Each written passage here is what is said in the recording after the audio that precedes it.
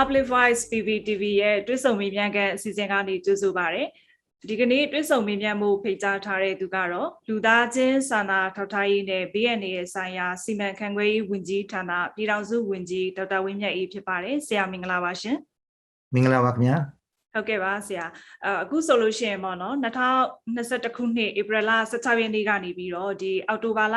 15ရက်နေ့ထိဆို6လတာကာလအတွင်းမှာပေါ့နော်ဝန်ကြီးဌာနအနေနဲ့ဒီဆောင်ရွက်ခဲ့မှုတွေထဲကပေါ့နော်ပြည်သူလူထုကိုဒီထူးထူးခြားခြားအသိပေးချင်တာလေးတွေရှိပါသလားရှင်ပြပြပေးပါအောင်ရှင်ဟုတ်ကဲ့ကျေးဇူးတင်ပါတယ်ခင်ဗျအခုဆိုရင် NUG အစိုးရဖွဲ့တာ6လကျော်သွားပြီပေါ့နော်ဒါဆိုရင်6လသားပြီမဲ့ကျွန်တော်တို့ကောင်းကောင်းထိုင်နေပါပြီလို့ကျွန်တော်ပြောချင်ပါတယ်မကြခင်ထားလျှောက်တော့မှာပါဆိုလိုတာကတော့ရည်မှန်းချက်အပြည့်နဲ့ကျွန်တော်တို့စူးစမ်းနေတယ်ဆိုတာကိုပြည်သူတွေသိစေချင်တာဖြစ်ပါတယ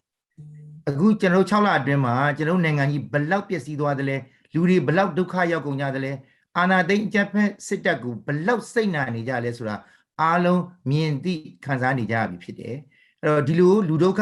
စိတ်ဒုက္ခမျိုးတွေအရင်တည်းကခံစားခဲ့ကြရတဲ့တိုင်းရင်းသားပြည်သူတွေကိုလည်းအပြည့်အဝကိုချင်းစာလာနိုင်ကြပြီဖြစ်တယ်သူတို့ငါတို့လို့ကျွန်တော်တို့ခွဲခြားပြီးတော့ပြောမနေကြဘဲနဲ့ငါတို့ကြီးပဲဆိုတဲ့စူးစီးညီညွတ်မှုနဲ့လည်းလက်တွဲမိနေကြပြီဖြစ်ပါတယ်ဒီအခြေအနေမျိုးတွေရရှိလာတဲ့အခါမှာကျွန်တော်တို့လူသားချင်းစာနာကူညီရေးနဲ့ဘေးအန္တရာယ်တုံ့ပြန်ရေးလုပ်ငန်းစဉ်တွေကိုလိုအပ်တဲ့ဒေသအသီးသီးမှာအလျင်အမြန်လက်တွေ့ပူးပေါင်းဆောင်ရွက်နိုင်မှုအတွက်ကျွန်တော်တို့တိုင်းရင်းသားလက်နက်ကိုင်အဖွဲ့အစည်းတွေတိုင်းရင်းသားလူမှုအဖွဲ့အစည်းတွေအရပ်ဖက်လူမှုအဖွဲ့အစည်းတွေအဲ့ဒီအဖွဲ့အစည်းတွေကိုယ်စားလှယ်တွေပါဝင်တဲ့လူသားချင်းစာနာကူညီရေးနဲ့ဘေးအန္တရာယ်တုံ့ပြန်ရေးပူးပေါင်းညှိနှိုင်းမှုကော်မတီဆိုတာကိုကျွန်တော်တို့ဒီစက်တင်ဘာ3ရက်နေ့ကဖွဲ့စည်းနိုင်ခဲ့တာဟာထူးခြားချက်တစ်ခုအနေနဲ့ကျွန်တော်ကပြည်သူကိုအသိပေးခြင်းတယ်အကြမ်းဖက်စစ်တပ်ရဲ့ရက်စက်ကြမ်းကြုတ်မှုတွေကြောင့်မလို့အိုးမဲ့အိမ်မဲ့နေရဆွန့်ခွာတဲ့သူတွေအလုတ်လက်မဲ့တွေများပြားလာပြီးတော့စားနပ်ရိက္ခာမလုံလောက်မှုတွေကြောင့်ကူညီထောက်ပံ့စရာတွေအများကြီးပေါ်လာတယ်ပြည်သူကိုဒုက္ခမပေးဘဲပြည်သူကိုကူညီဖို့အသင့်ရှိရကျွန်တော်တို့ပြည်သူအစိုးရ NUG လူသားချင်းစာနာထောက်ထားရေးနဲ့ဘေးအန္တရာယ်ဆိုင်ရာစီမံခန့်ခွဲရေးဝန်ကြီးဌာနအနေနဲ့ထောက်ပံ့ရေးပစ္စည်းတွေနဲ့ထောက်ပံ့ငွေတွေစီးဆင်းမှုလမ်းကြောင်းတွေကိုအကြမ်းဖက်စစ်တပ်ရဲ့ပိတ်ပင်တားဆီးမှုများစွာကိုကြော်ဖြတ်ပြီးတော့ဆောင်ရွက်နိုင်ဖို့ကျွန်တော်တို့အခုဖွဲ့စည်းကြတဲ့ပူးပေါင်းညှိနှိုင်းမှုကော်မတီကအလွန်ရေးကြီးတယ်လို့သိပေးလိုပါတယ်လိုအပ်ချက်ရှိနေတဲ့တိုင်းဒေသတွေနဲ့တိုင်းဒေသကြီးတွေမှာဒေသအတွင်းမှာကျွမ်းကျင်တဲ့သူတွေနဲ့ကျွန်တော်တို့ပူးပေါင်းညှိနှိုင်းဆုံးဖြတ်ဆောင်ရွက်မှုတွေပြုလုပ်နေပါတယ်ဒါဟာ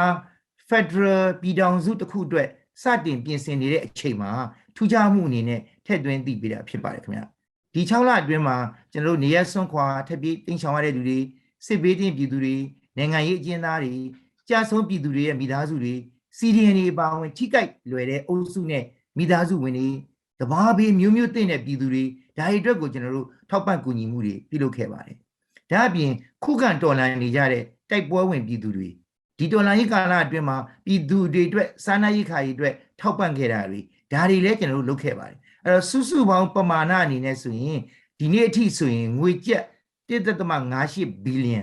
ဆိုလိုတာကတော့ငွေကျပ်သိန်းပေါင်း16000လောက်ကျွန်တော်တို့ထောက်ပံ့နိုင်ခဲ့ပြီဖြစ်ပါတယ်ဒီလိုထောက်ပံ့မှုတွေအကုန်လုံးဟာပြည်သူကနေပြည်သူကိုကူညီခဲ့တာတွေကြီးပဲဖြစ်ပြီးတော့နိုင်ငံတကာအကူအညီတစ်ခုမှမရသေးပါဘူးတကယ်တော့ဒီပမာဏဟာတကယ်လိုအပ်နေတဲ့ရာခိုင်နှုန်းအနည်းငယ်ကိုသာကျွန်တော်တို့ကတကယ်တော့လွှမ်းခြုံနိုင်သေးတာဖြစ်ပါတယ်တော်လှန်ရေးအစိုးရတရားအနေနဲ့ကြည့်မယ်ဆိုရင်တော့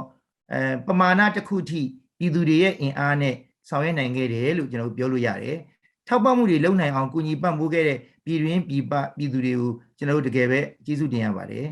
်ဒါအပြင်ကိုကျွန်တော်တို့မိတ်ဆွေနိုင်ငံတွေရှိတယ်ကုလသမဂ္ဂအပါအဝင်နိုင်ငံတကာအလှူရှင်အဖွဲ့အစည်းတွေရှိတယ်ဒါတွေနဲ့ကျွန်တော်တို့တွဲဆုံပြီးတော့အကူအညီတွေရရှိဖို့ကိုလည်းကျွန်တော်တို့ဆောင်ရွက်နေတယ်အဲ့လိုဆောင်ရွက်တဲ့အခါမှာငွေကြေးဝင်လာဖို့ဆိုတာအလွန်အရေးကြီးတယ်လက်တွေ့ကျတဲ့ငွေကြေးစီးဆင်းမှုလမ်းကြောင်းကအလွန်အရေးကြီးတယ်ဒါအတွက်ကိုကျွန်တော်တို့ဆွေးနွေးညှိနှိုင်းနေပါတယ်ဒီကာလမှာအရေးကြီးတဲ့နေဆက်ဖြတ်ကျော်အကူအညီရရှိရေးကိစ္စကိုလည်းကျွန်တော်တို့အိမ်နီးချင်းနိုင်ငံတွေနဲ့ဆွေးနွေးနေတယ်နောက်ထူးထူးခြားခြားဆောင်ရွက်တာတစ်ခုကတော့သွေးမြေကြမှုအ ਨੇ ဆုံးနဲ့စစ်အာဏာရှင်အဆုံးသတ်ရေးကိုအောင်မြင်စွာ ဆောင်ရွက်နိုင်ဖို့ဆိုပြီးတော့ကျွန်တော်တို့ရည်ရွယ်ပြီးတော့စစ်ကောင်စီအောက်ကနေရုံထွက်ပြီးပြည်သူရင်ဝင်ခိုလုံလာကြဖို့နဲ့အဲ့လုံခြုံရေးတပ်ဖွဲ့ဝင်တွေအနေနဲ့သူတို့ရဲ့မိသားစုတွေအတွက်ကိုကျွန်တော်တို့အခြေခံလိုအပ်ချက်တွေကိုထိထိရောက်ရောက်ကျွန်တော်တို့ဌာနပံ့ပိုးနိုင်ဖို့အခြားဝန်ကြီးဌာနအနေနဲ့ပူးပေါင်းညှိနှိုင်းပြီးတော့စီစဉ်ထားတွေလည်းကျွန်တော်တို့ဆောင်ရွက်နေပါတယ်တကယ်တော့လက်တွေ့လည်းကျွန်တော်တို့ဆောင်ရွက်နေပြီဖြစ်ပါတယ်နောက်တစ်ခုကတော့ဘေးရန်နယ်ဆိုင်ရာကာကွယ်တုံ့ပြန်ရေးနဲ့ပတ်သက်ပြီးတော့ခုခံတော်လှန်စစ်ဆင်နွှဲတဲ့အချိန်ဖြစ်တယ်ဒါကြောင့်မလို့ကျွန်တော်ဒီနေရာမှာအရေးကြီးတဲ့အချက်ကကျွန်တော်တို့နဲ့လည်းဆိုင်တာကအယက်သားထိခိုက်မှုညော်နေစီဖို့ဆိုတာအလွန်အရေးကြီးပါတယ်ဒါအတွက်ကိုကျွန်တော်တို့ပညာပေးမှုတွေသင်တန်းတွေဦးစားပေးဒေသတွေမှာကျွန်တော်ရွေးချယ်ပြီးတော့ပြုလုပ်ပေးနေပါတယ်ခင်ဗျဟုတ်ကဲ့ပါ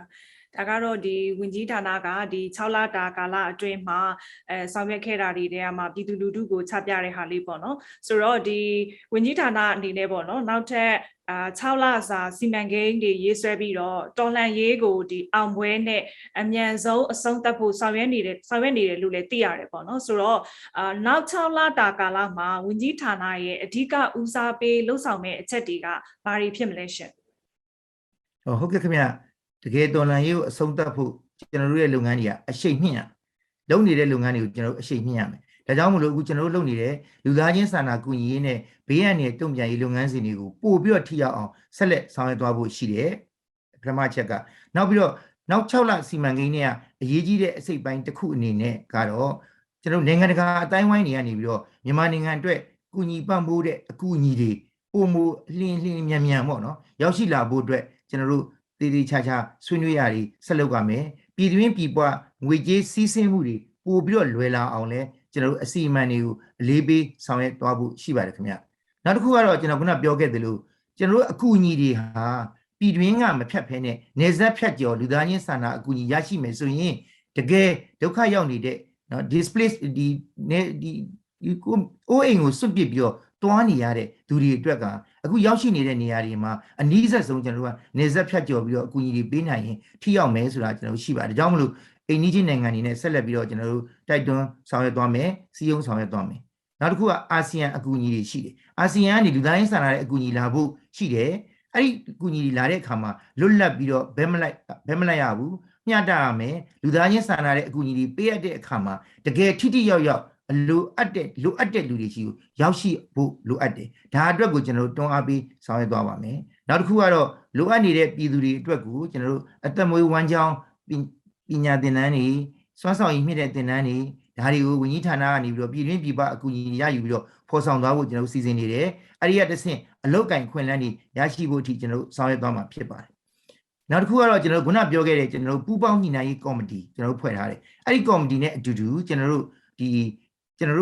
ဝန်ကြီးဌာနအနေနဲ့နိုင်ငံအနှံ့ကစေနာဝန်ထမ်းအနေနဲ့အကူအညီအနေနဲ့လိုအပ်တဲ့ထောက်ပံ့မှုတွေကိုအမြန်ဆုံးပေးနိုင်အောင်ဆက်လက်ပြီးတော့ကျွန်တော်တို့ကြိုးပမ်းဆောင်ရွက်သွားမှာဖြစ်ပါတယ်နောက်တစ်ခုကတော့ဒါမဲ့6လမှာအကောင့်ထဲပေါ်နိုင်ဖို့အတွက်ကိုကျွန်တော်တို့အနေနဲ့ခုနဖော်ပြခဲ့တာဒီအပြင်ကိုကျွန်တော်တို့စီမံချက်ကြီး9ခုကျွန်တော်ဦးစားပေးရေးဆွဲထားတာရှိတယ်အဲ့တော့တစ်ကတော့နေရဆွန့်ခွာတဲ့လူတွေအတွက်ကိုယာယီခိုလုံစခန်းတွေအစားအစာနဲ့တန့်ရှင်းတဲ့ရေရရှိရေးစီမံချက်တွေကိုစနစ်တကျဆောင်ရွက်ဖို့ကျွန်တော်တို့လုပ်မယ်နောက်ထိခိုက်လွယ်မိသားစုတွေကိုငွေကြေးနဲ့အစားအစာထောက်ပံ့ရေးစီမံချက်ကိုလုပ်မယ်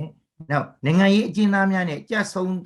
သူရဲကောင်းတွေရဲ့မိသားစုတွေကိုထောက်ပံ့တဲ့စီမံချက်တွေကျွန်တော်တို့ဆောင်ရွက်မယ်ပြည်သူရင်ဝင်ခိုလုံရေးစီမံချက်ကိုကျွန်တော်တို့ဖော်ဆောင်ထားတာကိုကျွန်တော်တို့အကောင့်ထဲဖော်မယ်နောက်တစ်ခါအသက်မွေးဝမ်းကြောင်းပညာရေးဆိုင်ရာသင်တန်းတွေနဲ့အလုပ်ကိုင်ခွင့်လန်းဖော်ဆောင်ရေးစီမံချက်တွေကိုဆောင်ရွက်မယ်အဲ့လိုဆောင်ရွက်တာဟာနောက်ဒါမဲ့ကျွန်တော်တို့ဒီ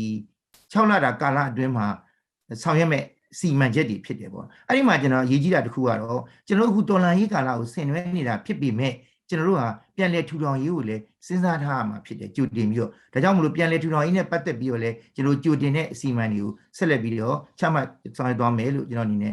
ပြန်လည်ပြီးတော့ဖြေကြားလိုပါတယ်ခင်ဗျဟုတ်ကဲ့ဆရာဒီလူသားချင်းစာနာထောက်ထားရေးနဲ့ပေါ့နော်ဘေးရန်နယ်ဆိုင်ရာဒီစီမံခန့်ခွဲရေးဝန်ကြီးဌာနအပေါ်မှာပြည်သူတွေရဲ့ပေါ့နော်အားမလို့အားမရမှုတွေရှိနေခဲ့ရင်ပေါ့နော်ဒီပေါ်မှာဘယ်လိုမျိုးများရှင်းပြကြပါလဲရှင်ဒါနဲ့ပတ်သက်လို့ကတော့အားမလို့အားမရဖြစ်တယ်ဆိုတာကျွန်တော်ထင်တယ်ကျွန်တော်တို့ကဝန်ကြီးဌာနအလျင်မြန်တုံ့ပြန်တဲ့ဝန်ကြီးဌာနအခုကအရင်တဲ့ဆိုင်ပိုတော်မှအလျင်မြန်တုံ့ပြန်မှုလိုအပ်လာတယ်။ဘာကြောင့်လဲဆိုတော့ဒီတစ်ဖက်ကရက်ဆက်ကြမ်းကြုတ်မှုတွေစစ်ကောင်စီရက်ဆက်ကြမ်းကြုတ်မှုတွေနဲ့ကြောင့်မလို့အသက်အိုးအိမ်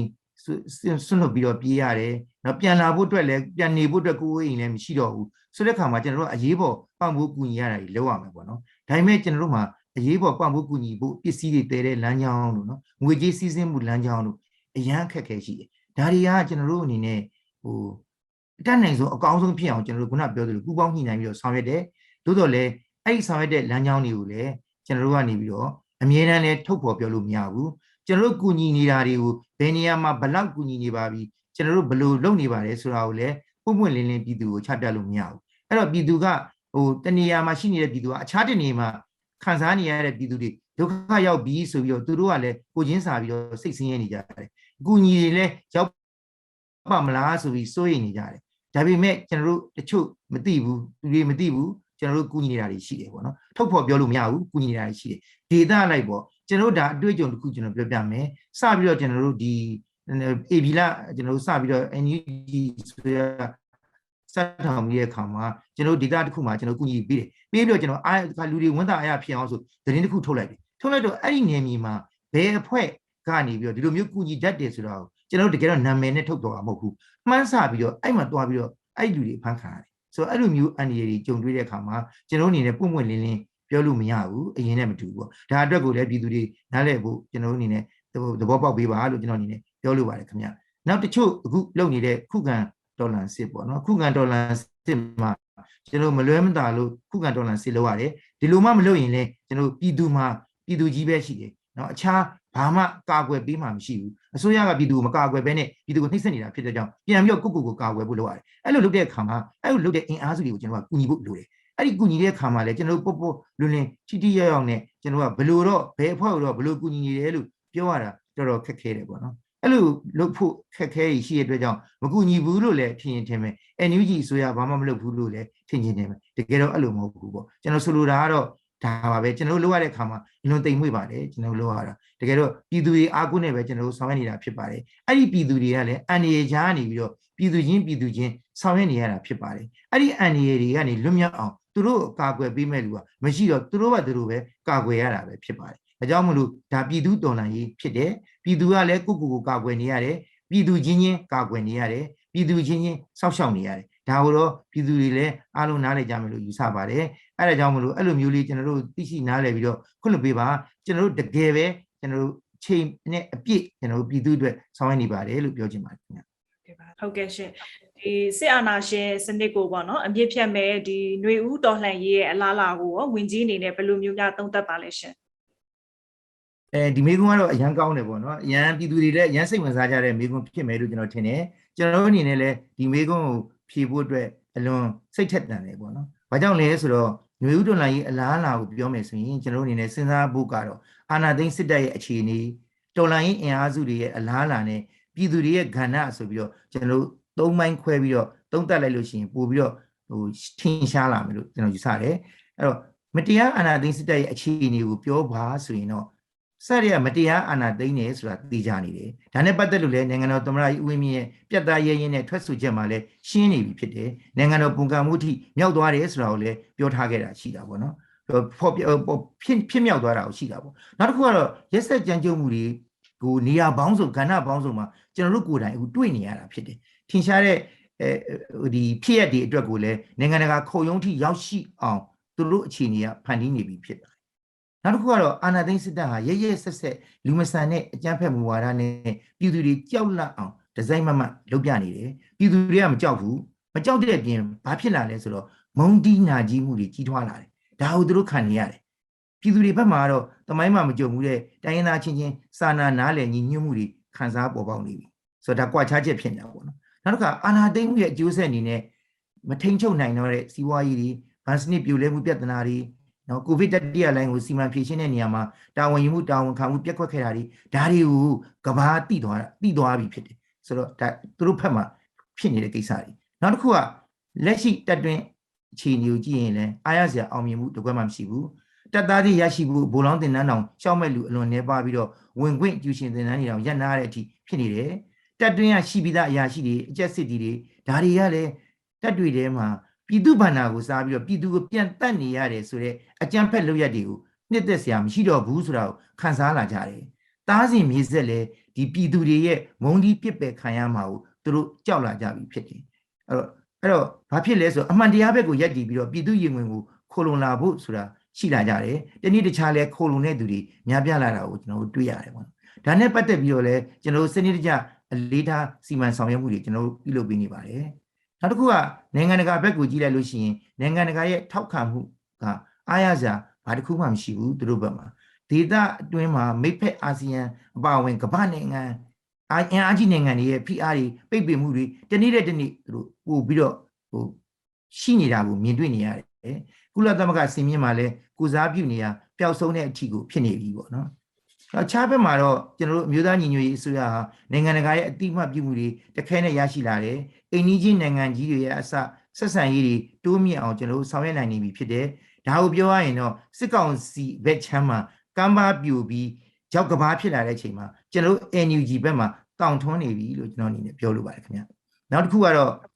တော်လန်ရေးအင်အားစုတွေရဲ့အလားအလာပေါ့နော်တော်လန်ရေးအင်အားစုတွေရဲ့အလားအလာကိုသုံးသပ်ကြည့်မယ်ဆိုရင်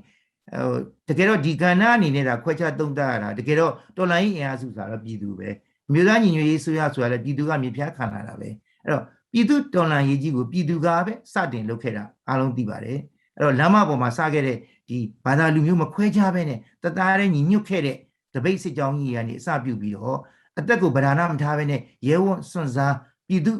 PDF တီအထီးတော်လှန်ရေးအင်အားတွေဟာအလွှာအသီးသီးမှာပြည်သူများပဲဖြစ်ကြပါတယ်အဲ့တော့လိုအပ်တဲ့ပံ့ပိုးကူညီမှုတွေကိုမမောနိုင်မပန်းနိုင်ထောက်ပံ့ပေးနေတာလဲပြည်ပရောက်နေပြည်တွင်းကပြည်သူတွေပဲဖြစ်တယ်အဲ့တော့အခုဆိုရင်တော်လိုင်းကြီးကာလဟာ6လတိုင်ခဲ့ပြီစစ်ကောင်စီဘလို့မှဟန်တာနှောက်ယှက်မှုတွေကိုနော်သူ့ရဲ့နှောက်ယှက်မှုတွေကိုလူမဆန်စွာပြုလုပ်နေပြီမဲ့ပြည်သူတော်လိုင်းကြီးလှုပ်ရှားမှုတွေကတော့ရှိနေသေးပဲဖြစ်တယ်အားရော့မသွားဘူးပုံမူကြည့်လစ်ပြီးစနစ်ကြလာတယ်လို့ကျွန်တော်သိရခံစားရတယ်အင်အားတွေတိုးတက်နေပြီဆိုတာကိုလည်းတကယ်တော့ကျွန်တော်အနေနဲ့အသိပေးခြင်းပါတယ်အရင်တုန်းကလက်နက်ကင်အင်အားစုမရှိခဲ့တဲ့နေရာတွေမှာလည်းအဲ့ဒီနေရာတွေမှာတော့မှပြည်သူတွေကရရလက်နဲ့ဆွဲကင်ပြီးတော့တော်လန်တိုက်ခတ်မှုတွေတနေ့တဲ့တနေ့အရှိန်မြင့်လာတာကိုတွေ့ရမှာဖြစ်တယ်နောက်တစ်ခုကတနိုင်ငံလုံးတိုင်းတာအနေနဲ့ PDF တွေပေါ်ပေါက်လာပြီးတော့တော်လန်ရေးအတွက်အရေးပါတဲ့အင်အားစုဖြစ်တည်ရှိနေတယ်အားလုံးစီးလုံးပြီးတော့တော်လန်ရေးအင်အားစုတစ်ခုကြီးဖြစ်တည်ရှိသွားအောင်လဲကြိုးပမ်းဆောင်ရွက်နေကြပြီတည်ရှိသွားမှာလည်းဖြစ်ပါတယ်အဲ့တော့တော်လန်ရေးမတိုင်ခင်ကရှိနေပြီဖြစ်တဲ့တိုင်းသားလက်နက်ကင်အဖွဲ့အစည်းတွေ EU အများစုကလည်းပြည်သူတွေရဲ့အမခံထောက်ခံအားပေးမှုနဲ့အတူဒီကျွန်တော်တို့ရဲ့တော်လှန်ရေးအင်အားစုတွေနဲ့လက်တွဲပြီးတော့တကယ်ကိုနော်လက်ချင်းချိတ်ပြီးတော့စစ်အာဏာရှင်ကိုစန့်ကျင်တိုက်ထုတ်ပြီး Federal ပြည်ထောင်စုခြေလှမ်းသစ်ကိုအသင့်ဖြစ်နေကြပြီဖြစ်တယ်လို့ပြောလိုပါတယ်တော်လှန်ရေးအင်အားစုတွေအကြောင်းကိုပြောတဲ့အခါမှာကျွန်တော်တို့ခြံထားလို့မရတဲ့အရေးကြီးတဲ့အချက်တစ်ခုကတော့ CDN လှုပ်ရှားမှုပဲဒါအားလုံးသိမှာပါအဲ့တော့ကျွန်တော်တို့ယာဒူလာစာကိုထားခဲ့ပြီးတော့မှအန်ဒီယေကိုလုံးဝမမှုပဲတတိရှိနဲ့အမှန်တရားဘက်မှာရက်တည်ရဲတဲ့သူတွေလို့ပြောလို့ရပါတယ်ပြည်သူဝန်ထမ်းတွေရဲ့ဆွန့်လွတ်စွန့်စား CDN လှုပ်ရှားမှုတွေကြောင့်မြမຫນွေဦးတော်လှန်ရေးကဘာကြော်ခဲ့ရတယ်ဆိုတာလည်းအားလုံးသိပဲဖြစ်ပါတယ်အဲ့တော့ဒီຫນွေဦးတော်လှန်ရေးကလည်းတမိုင်းတွင်မဲ့လှုပ်ရှားမှုတစ်ခုဖြစ်လာခဲ့တယ်ဘလောက်ပဲအခက်ခဲတွေပဲကြုံတွေ့နေရတာဖြစ်ပါစေဆေးရနာရှင်ပြုတ်ကြမှသာမိမိတို့နေရာမှဌာနတွေကိုပြန်ပြီးတော့ဂုံတိတ်ခါရှိစွာနဲ့ဝင်ရောက်မယ်ပြန်လည်ပြီးတော့အလုပ်လုပ်မယ်လို့တန်ဋိဌာန်ချမှတ်ပြီးတော့ကြမ်းကြက်ခိုင်အခက်ခဲတွေအများကြီးရှိတယ်သူတို့မှာဒါပေမဲ့သူတို့ကြမ်းကြက်ခိုင်ရင်ဆိုင်ပြီးတော့တော်လှန်ရေးအတွက်ဆောင်ရွက်နေကြတာဟာအလားလားတော်လှန်ရေးအတွက်အလားလားကောင်းတစ်ခုလို့ကျွန်တော်တို့မြင်ပါတယ်ခင်ဗျတော့ဒီလိုတော်လှန်ရေးအင်အားစုတွေရဲ့အလားလားကောင်းတွေဟာစစ်အာဏာရှင်တွေရဲ့အခြေအနေနဲ့ဆန့်ကျင်ဘက်ပဲလို့ပြောရမှာပဲတနည်းတခြားတစားတဲ့တစအင်အားတိုးပွားခိုင်မာလာတာကိုအားလုံးပဲတွေးကြမှာဖြစ်ပါတယ်နောက်တစ်ချက်ကတော့ကျွန်တော်ပြောချင်တာပြည်သူတွေရဲ့အခန်းကဏ္ဍပေါ့နော်အဲ့တော့ပြည်သူရဲ့အခန်းကဏ္ဍနဲ့ပြောမယ်ဆိုရင်ဒီအကြမ်းဖက်စစ်တပ်အနေနဲ့ပြည်သူတွေကိုရန်သူလိုသဘောထားတယ်ဆက်ဆံကျင့်သုံးတယ်လူသားမဆန်ဂုဏ်သိက္ခာမရှိတဲ့လုပ်ရက်တွေကိုအမြဲကျူးလွန်တယ်ပြည်သူတွေကလည်းဥပဒေမဲ့နဲ့ကြမ်းကြုတ်ရုပ်မှာမှုတွေကိုတွေးကြုံသိရှိပြီးသားခံစားဘူးသားဖြစ်ခဲ့တာတွေလည်းရှိတဲ့အတွက်ကြောင့်စစ်အာဏာရှင်စနစ်မပြတ်မတုံမချင်းဘယ်သူတူတယောက်မှအစစ်အမှန်လုံခြုံဘေးကင်းမှုရမှာမဟုတ်ဘူးဆိုတာကိုကောင်းကောင်းနားလည်သဘောပေါက်ကြတယ်ဒါအမှန်တန်အရေးကြီးတဲ့ချက်ဖြစ်ဒါကြောင့်မိမိတို့စွမ်းနိုင်တဲ့အားလျော်စွာအသီးသီးအလွှာအသီးသီးကပြည်သူတွေကနေပြီးတော့ index အားတိုင်းနဲ့ပါဝင်ပြီးတော့အားဖြည့်ဆောင်ရွက်နေကြတာကိုတွေ့ရမှာဖြစ်တယ်ဒီမှာအခွန်အခတွေမပေးဆောင်မဲနဲ့စန့်ကျင်တဲ့စစ်တပ်နဲ့ဆက်နွယ်တဲ့စီးပွားရေးလုပ်ငန်းတွေကိုတပိတ်မှောက်တယ်ပြည်သူအချင်းချင်းဖေးမကူညီတယ်နော်နောက်တစ်ခုကတော်လှန်ရေးအင်အားစုတွေကိုထောက်ပံ့ကူညီတယ်နောက်သတင်းချက်လက်တွေကိုဝင်ငှပေးကြတယ်နောက်စစ်ကောင်စီကိုဖိအားပေးဖို့နဲ့ပြည်သူတော်လှန်ရေးကို အတိမတ်ပြုကူညီပေးဖို့နိုင်ငံတကာကိုတောင်းဆိုမှုတွေကိုပြည်တွင်းပြည်ပညီညွတ်လှုပ်ရှားဆောင်ရွက်နေကြတာ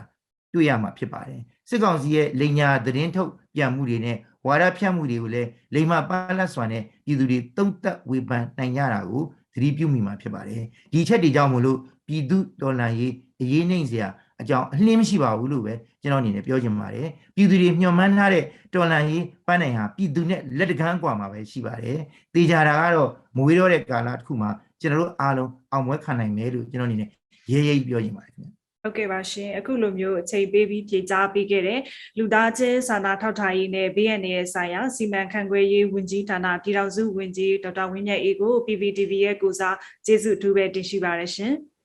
ကျွန်တော်လည်းကျေးဇူးတင်ပါတယ်ခင်ဗျဖြေဆိုခွင့်ရဟုတ်ကဲ့ပါရှင်ရေတော်ဘုံအောင်ရမည်ရေတော်ဘုံအောင်ရမည်